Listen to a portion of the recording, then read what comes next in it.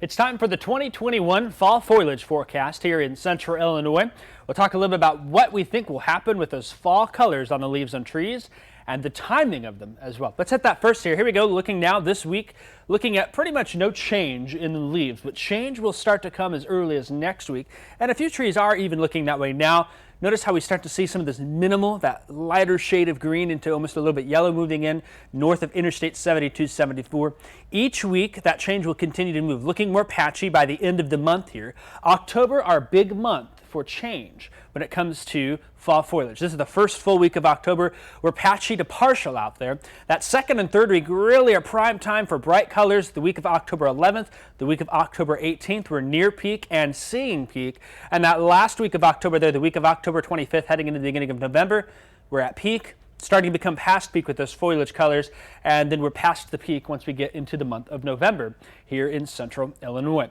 For those fall colors, what you want to see when we have the most bright and vibrant colors on our trees, for temperatures, usually a warmer late summer period with cool nights and no early frost, all important for brighter than normal colors here on those trees. Precipitation, generally a wet summer is beneficial. Also seeing dry and sunny weather heading into fall here. A little bit of a drier stretch is better for those leaves to bring out the color. And winds, we don't want a lot of it. Light winds and less storms are needed. You get a windstorm that comes on through, a big squall line or something, that can often knock leaves off of the trees and damage them when they're in that crucial stage. So you want, at this time of year, warmer, drier, less windy for the forecast. Let's talk about what we expect here. The drought monitor is showing as of today some of those updates now. There's some abnormally dry areas. What happens is when you start getting those initial levels of drought, you start seeing some early stress on the trees here. This isn't enough to cause big problems. And often when the leaves are brown during the fall colors, during peak color, it's because it's been dry all year long. That's not been the case. We've had a wet summer, and now we're getting a little bit of a dry period here with some of those abnormally dry conditions trying to creep back on in. So that overall is actually better for the fall colors here. And then the warmth and precip for the next 8 to 14 days, temperatures still staying warm. Seems like the summer pattern trying to lock in a late summer burst here through at least the end of the month. And also looking drier, which would suggest more warm days and cool nights across the region. So that's good for those fall colors.